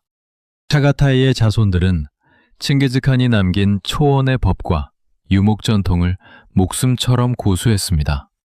그들은 거대한 도시를 세우는 대신 여전히 이동식 천막인 계류에서 생활했고 농사를 짓거나 상업에 종사하는 것을 전사의 수치로 여겼습니다. 이 고집스러운 순수함 덕분에 차가타이 칸국은 몽골 제국 특유의 무시무시한 기동력과 강력한 군사적 야성을 가장 오랫동안 날카롭게 유지할 수 있었습니다. 하지만 문명을 거부하고 초원의 순수함만을 고집하는 것에는 치명적인 대가가 따랐습니다. 거대한 재정과 물자를 공급해줄 안정적인 농경지대가 없다 보니 칸국의 경제는 늘 주변 지역을 약탈하거나 무역로를 통제하는 것에만 의존해야 했습니다. 권력을 쥔 왕족들과 장수들은 풍요로운 정착 문명의 단맛을 보지 못하자 도리어 가슴속에 쌓인 거대한 에너지를 내부로 분출하기 시작했습니다. 초원의 법을 지키겠다는 고집은 시간이 흐를수록 타협을 모르는 잔혹한 내분으로 이어졌고, 왕좌를 들러싸고 사촌이 사촌의 심장에 칼을 꽂는 피비린내 나는 암투가 매일같이 반복되었습니다. 문명에 물들지 않기 위해 스스로 외부 세계와 성벽을 쌓았던 초원의 파수꾼들. 그들의 고집스러운 순수함은 서서히 제국을 안에서부터 찢어발기는 잔혹한 부메랑이 되어 돌아오고 있었습니다. 초원의 순수함을 고집하던 차가타이 칸국에도 마침내 피할 수 없는 거대한 역사의 양자택일이 찾아왔습니다. 14세기 중반, 칸국의 영토가 남북과 동서로 넓어지면서 지리적 환경에 따라 전사들의 삶이 극명하게 갈리기 시작한 것입니다. 칸국의 서쪽 지역인 트란스옥시아나, 즉 지금의 우즈베키스탄 영토에 자리 잡은 전사들은 사마르칸트와 부하라 같은 이슬람 대도시들과 접촉하며 서서히 정착 생활과 이슬람 문명을 받아들였습니다. 반면 텐산산맥 너머 동쪽의 척박한 초원에 남은 전사들은 여전히 전통적인 유목 생활을 고수하며 정착해가는 서쪽의 형제들을 겉멋든 배신자라며 격렬하게 비난했습니다. 이 깊은 감정의 골은 결국 1346년 칸국의 운명을 영원히 갈라놓는 대분열로 폭발했습니다. 서쪽 지역의 강력한 유목 귀족들이 이슬람 문화를 존중하던 카잔 칸을 살해하고 자신들만의 독자적인 세력을 구축한 것입니다. 이로 인해 차가타이 칸국은 서쪽의 서차가타이 칸국과 동쪽의 유목 전통을 고수한 모굴리스타인 칸국으로 완전히 찢어지고 말았습니다. 동쪽의 유목민들은 서쪽의 형제들을 향해 침을 뱉으며 분노했습니다. 너희는 더 이상 푸른 하늘의 자손이 아니다. 화려한 도시에 숨어 이슬람의 율법 뒤에 숨은 나약한 정착민일 뿐이다. 우리가 친히 너희의 도시를 불태워 초원의 무서움을 다시 가르쳐주마. 반면 서쪽의 정착 유목민들 역시 더 이상 초원의 가난하고 야만적인 약탈 방식으로 제국을 유지할 수 없다고 맞섰습니다. 정착민이 되어 문명을 지배할 것인가? 아니면 영원히 초원의 유목민으로 남아 야성을 지킬 것인가라는 이 잔혹한 정체성 싸움은 형제간에 멈추지 않는 피비린내 나는 전쟁으로 이어졌습니다. 거대한 중앙아시아의 심장부가 동과 서로 찢겨 서로의 심장을 겨누며 격렬하게 소모되는 동안 대지 밑바닥에서는 이 혼란을 단숨에 잠재우고 유라시아 전체를 다시 한번 공포로 몰아넣을 전설적인 인물이 조용히 칼을 갈며 출격의 시간을 기다리고 있었습니다. 동과 서로 찢어진 차가타이 칸국의 거대한 혼란기 속에서 칭기즈칸의 버금가는 무시무시한 파괴력을 지닌 또 하나의 괴물이 태동하고 있었습니다. 그의 이름은 티무르, 철이라는 뜻을 가진 사내였습니다. 그는 칭기즈칸의 직계 가문인 황금시족 출신이 아니었습니다. 서차가타이 칸국의 변방에 자리 잡은 몽골계 유목 귀족 가문인 바를라스 부족의 평범한 아들로 태어났죠. 젊은 시절의 티무르는 신분적 한계 때문에 군대를 이끄는 장수가 되지 못하고 사막의 무역상들을 습격하거나 다른 부족의 양과 말을 훔치는 도적대의 우두머리로 거친 삶을 시작했습니다. 이 무법자의 삶 속에서 티무르는 일생일대의 잔혹한 상처를 입게 됩니다. 다른 부족과의 치열한 가축 약탈 전장에서 오른쪽 어깨와 다리에 화살을 맞아 깊은 중상을 입은 것입니다. 평생 다리를 쩔며 오른손을 제대로 쓰지 못하는 치명적인 장애를 안게 된 순간이었습니다. 서양인들은 그를 절름발이 티무르라는 뜻의 타메를란이라고 부르며 조롱했습니다. 하지만 신체적 장애는 이 지독한 전사의 야성을 꺾기는커녕 도리어 적들을 향한 잔혹함과 차가운 도끼를 수백 배로 키워놓는 계기가 되었습니다. 티무르는 매서운 매의 눈빛으로 주변의 장수들을 휘어잡으며 칼을 뽑아 들었습니다. 내 비록 다리는 절뚝일지라도 내 검은 단 한 번도 적의 심장을 놓친 적이 없다. 신분과 혈통 따위는 중요하지 않다. 가장 강한 검과 지략을 가진 자가 이 초원의 진정한 지배자가 될 것이다. 티무드는 타고난 군사적 천재성과 내목한 정략 결혼, 그리고 가차없는 배신을 섞어가며 서차가타의 칸국의 군부 권력을 무서운 속도로 장악해 나갔습니다. 자신을 믿어준 오랜 동지와 처남마저 필요가 없어지자 단칼에 목을 베어버릴 정도로 그의 성정은 차갑고 냉정했습니다. 칭기즈칸의 직계 핏줄이 아니었기에 스스로 칸의 자리에 오를 수는 없었지만 그는 황금시족의 허수아비 왕족을 칸으로 앉혀놓고 자신은 아미르, 즉 위대한 사령관의 자리에 올라 칸국 전체를 손아귀에 쥐었습니다. 절름발이 늑대의 매서운 눈빛이 중앙아시아의 초원을 완벽하게 장악했을 때 유라시아 대륙은 다시 한번 칭기즈칸 시절의 피비린내 나는 공포와 파멸의 폭풍우 속으로 빨려 들어갈 준비를 하고 있었습니다. 차가타이 칸국의 권력을 완벽하게 장악한 티무르는 정통성의 한계를 극복하기 위해 영리한 정치적 대도박을 감행했습니다. 칭기즈칸의 직계 자손인 황금시족의 공주와 결혼하여 스스로를 제국의 사위라는 뜻의 고르간이라 칭한 것입니다. 또한 자신은 위대한 칭기즈칸이 남긴 제국의 정당한 후계자이며 사방으로 찢어진 네 칸국의 영토를 다시 하나로 모으는 것이 하늘이 자신에게 부여한 신성한 임무라고 선포했습니다.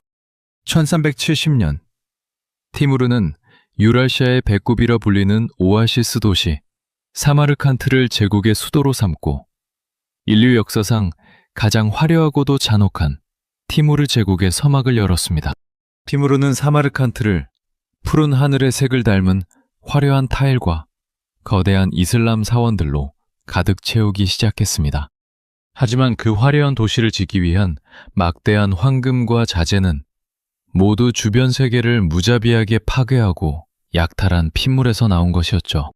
티무르의 군대는 과거 몽골 제국보다 훨씬 더 정교하고 잔혹했습니다.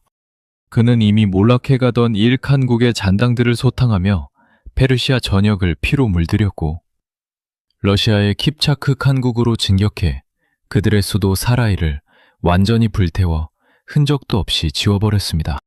정복지마다 반항하는 주민들의 목을 베어 거대한 해골탑을 쌓는 그의 잔혹함 앞에 온 세상은 다시 한번 푸른 늑대의 공포에 벌벌 떨었습니다. 장수들이 승전 축하연에서 잔을 높이 들자 티무르는 푸른 궁전의 왕좌에서 차가운 미소를 지었습니다. 위대한 아버님, 칭기즈칸께서 세우신 제국이 형제들의 나약함으로 찢어졌으나 내 친히 이 검으로 전 세계의 국경을 다시 하나로 묶을 것이다. 사마르칸트는 온 세상의 중심이 될 것이며 나를 가로막는 자들에게는 오직 해골탑의 자리가 기다릴 뿐이다. 그의 군대는 서쪽으로 진격해 신흥 강자로 떠오르던 오스만 제국의 술탈 바예지드 1세를 앙카라 전투에서 생포하여 철창에 가두는 전대미문의 대승을 거두기도 했습니다. 차가타이 칸국의 서쪽 변방에서 태어난 절름발이 이다나가 칭기스칸의 이름을 빌려 유라시아 대륙 전체를 다시 한번 거대한 공포의 도가니로 몰아넣은 것입니다. 사마르칸트의 푸른 지붕들이 태양빛을 받아 찬란하게 빛나는 동안 티무르의 시선은 이제 인도 대륙의 풍요로운 보물들을 향해 무섭게 타오르고 있었습니다. 티무르가 세운 푸른 제국도 그의 사후 권력을 둘러싼 자손들의 잔혹한 내분으로 인해 급격히 쪼개지기 시작했습니다. 16세기 초 중앙아시아에 비옥한 페르가나 계곡에서 티무르의 직계 후손이자 칭기즈칸의 피를 동시에 이어받은 한 소년이 태어났습니다. 그의 이름은 바부르, 호랑이라는 뜻을 가진 사내였죠. 바부르는 어린 나이에 왕위에 올랐으나 우즈베크족의 침공과 친척들의 배신으로 고향 땅에서 쫓겨나 평생을 방랑하는 처량한 신세가 되었습니다. 하지만 그의 가슴 속에는 티무르와 칭기즈칸이라는 두 거인의 피가 맹렬하게 끓고 있었습니다. 고향을 잃을 호랑이는 눈길을 남쪽으로 돌려 힌두쿠시 산맥 너머 풍요로운 황금의 땅, 인도 대륙을 매섭게 노려보았습니다. 조상들이 물려준 초원과 푸른 도시는 잃었으나 내 검이 살아있는 한 낙담하지 않는다. 남쪽의 거대한 대륙으로 가자. 그곳에서 칭기즈칸과 티무르의 이름으로 새로운 제국을 건설할 것이다. 1526년 바부르는 불과 1만 2천 명의 정예 전사들을 이끌고 인도의 유충지인 파니파트 벌판에서 당시 북인도를 지배하던 델리 술판국의 10만 대군과 마주했습니다. 객관적인 병력 차이는 거의 10배에 달했고 인도 군대 앞에는 수백 마리의 거대한 전쟁 코끼리 부대가 버티고 있었습니다.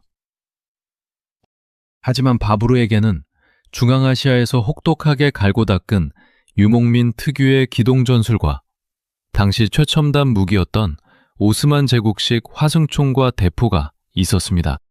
전투가 시작되자 바부르의 군대가 일제히 대포를 쏘아 올렸습니다.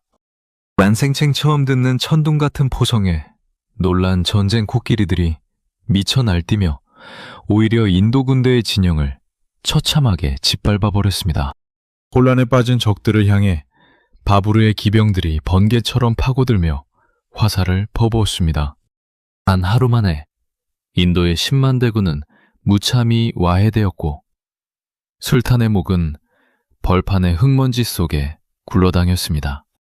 이 위대한 대승으로 바부르는 델리와 아그라를 점령하고 새로운 지배자가 되었습니다. 그가 세운 나라의 이름이 바로 무굴 제국이었습니다. 무굴이란 인도의 언어로 몽골을 뜻하는 말이었습니다. 고향 초원에서 쫓겨났던 푸른 늑대의 후예가 인도 대륙의 거대한 심장구로 뛰어들어 지상에서 가장 화려하고 풍요로운 이슬람 인도 제국의 거대한 문을 열어젖히는 역사적 반전의 순간이었습니다. 바부르가 파니파트 벌판에서 코끼리 군대를 격파하고 세운 무굴 제국은 그의 후손들에 의해 인도 역사상 가장 강력하고 화려한 전성기를 맞이했습니다. 특히 바부르의 손자인 악바르 대제와 증손자 샤자한에 이르러 제국은 인도 대륙의 90% 이상을 장악하는 거대한 거인으로 성장했죠. 몽골 제국의 후예들이 세운 이 나라는 더 이상 말젖을 마시며 초원을 떠돌던 거친 유목민의 국가가 아니었습니다. 인도 현지의 힌두 문화와 페르시아의 이슬람 문화를 절묘하게 융합한 인류 역사상 가장 사치스럽고 찬란한 문화 제국으로 최종 진화한 것입니다. 이 화려한 진화의 정점을 보여주는 상징물이 바로 오늘날 전 세계인들이 감탄하는 하얀 대리석의 기적, 타지마할입니다. 무굴 제국의 황제 샤자한은 자신이 가장 사랑했던 황후 문타즈 마할이 세상을 떠나자 그녀를 추모하기 위해 20년이 넘는 세월 동안 제국의 모든 재정과 전 세계의 천재 기술자들을 동원해 이 거대한 무덤을 지었습니다. 달빛을 받으면 은은한 푸른빛을 내뿜는 타지마할의 완벽한 대칭 구조와 정교한 아라베스크 문양은 이슬람 건축예술의 최고봉으로 꼽힙니다. 하지만 이 아름다운 대리석 건물의 뿌리를 거슬러 올라가면 그곳에는 유라시아 대륙을 피로 물들였던 칭기즈칸과 티무르의 거친 핏줄이 흐르고 있었습니다. 샤자한 황제는 궁궐의 높은 테라스에서 타지마할을 바라보며 나지막이 읊조렸습니다.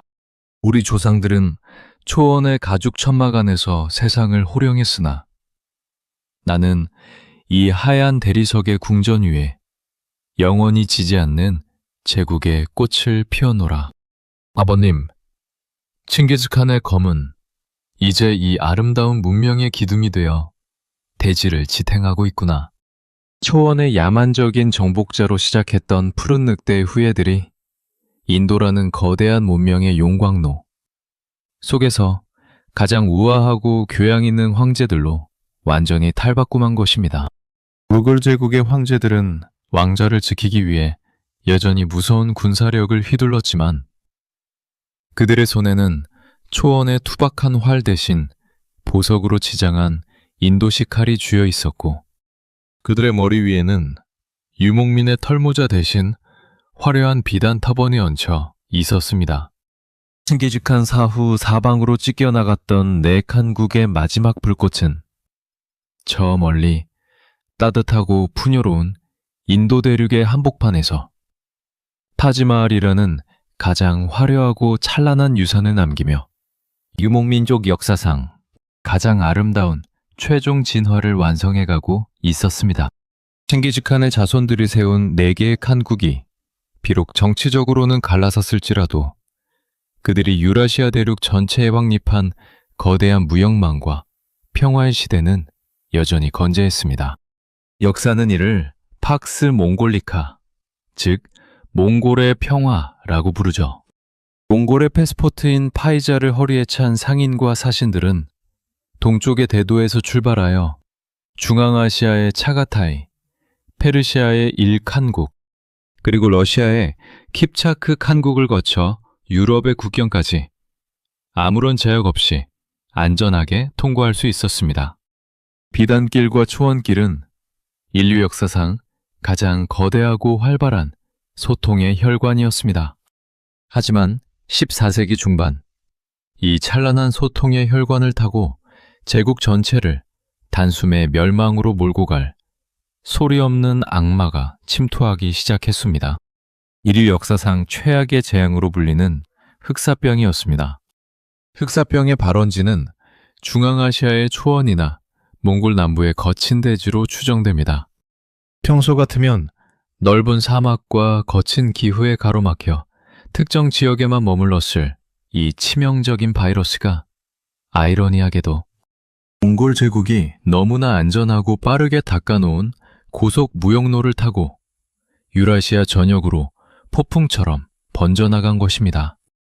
킵차크 칸국의 전사들이 크림반도의 제노바인 요새인 카파성을 포위했을 때 군대 내부에 흑사병이 돌기 시작하자 몽골의 장수들은 기상천외하고도 잔혹한 생화학전을 감행했습니다. 병에 걸려 까맣게 썩어 들어가는 전사들의 시신을 거대한 투석기에 실어라. 저 상병 너머 교만하게 숨어있는 유럽 놈들의 머리 위로 던져버려라. 성벽 너머로 날아든 흑사병 걸린 시신들은 순식간에 요새 전체를 지옥으로 만들었습니다.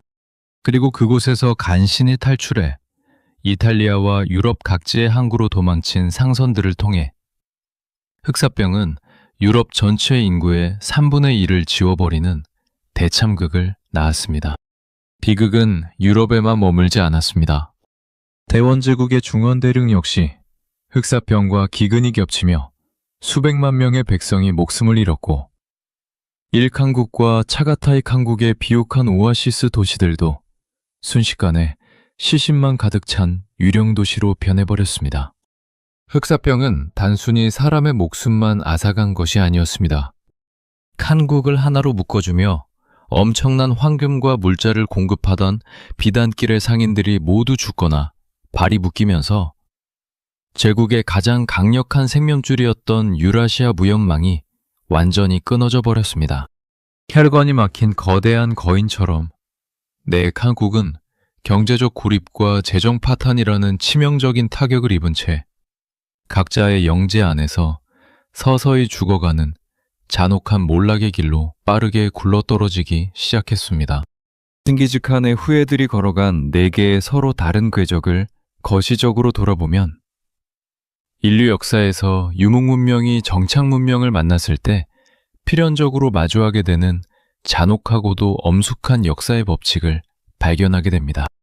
그것은 바로 피정복자의 문화에 완벽하게 동화되어 자신들의 정체성을 잃어버리거나 아니면 그 동화를 거부하다가 끝내 고립되어 역사 무대에서 흔적도 없이 소멸하는 양자택일의 운명이었습니다. 중원에 대원 제국을 세운 쿠빌라이의 자손들은 세계에서 가장 거대하고 정교한 한족의 농경 문화와 관료제라는 거대한 바다에 뛰어들었습니다.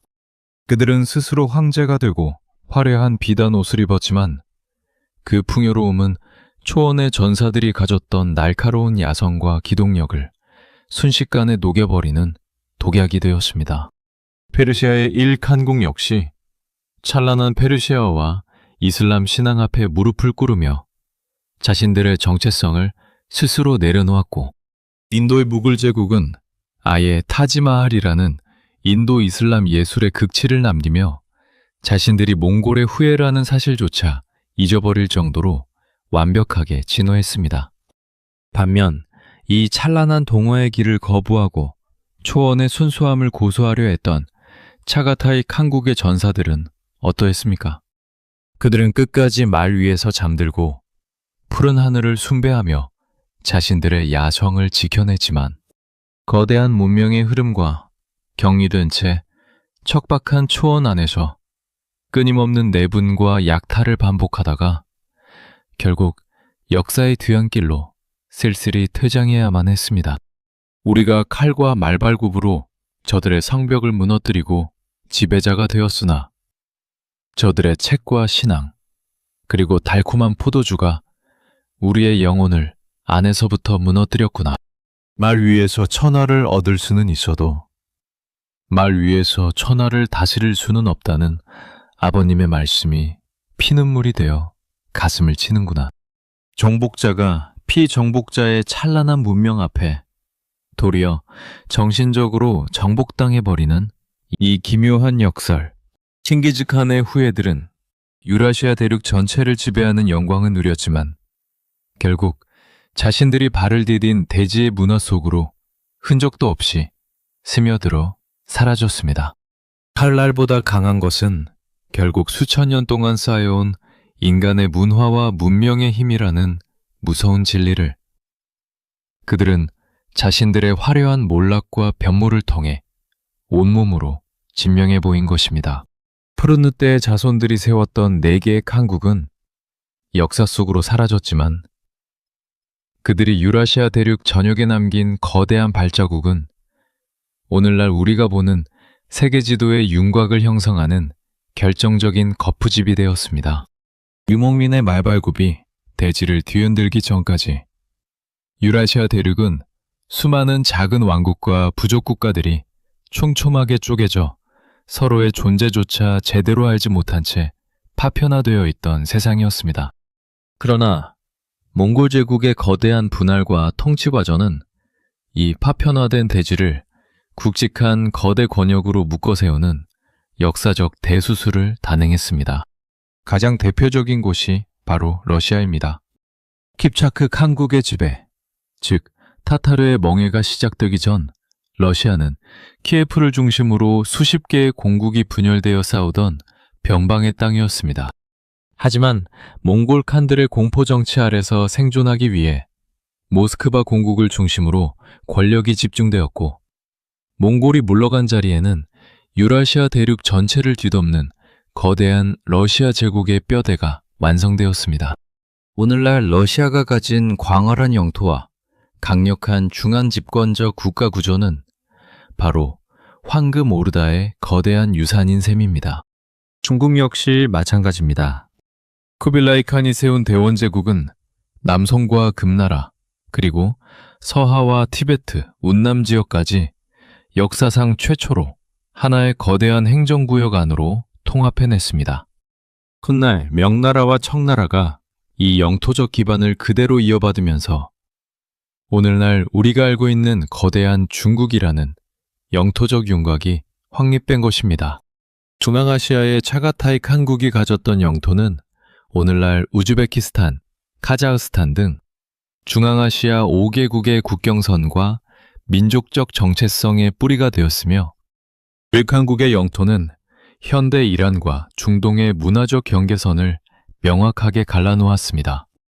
우리가 조상들의 유언을 잊고 4개의 길로 찢어져 서로에게 칼을 겨누었으나 우리가 대지 위에 흘린 피와 말발굽 자국은 거대한 국경선이 되어 인류의 지도를 영원히 바꾸어 놓았구나. 그들이 그어놓은 거대한 권역의 선들은 세월이 흘러 제국들이 무너진 뒤에도 지워지지 않는 역사의 문신처럼 대지 위에 선명하게 남았습니다.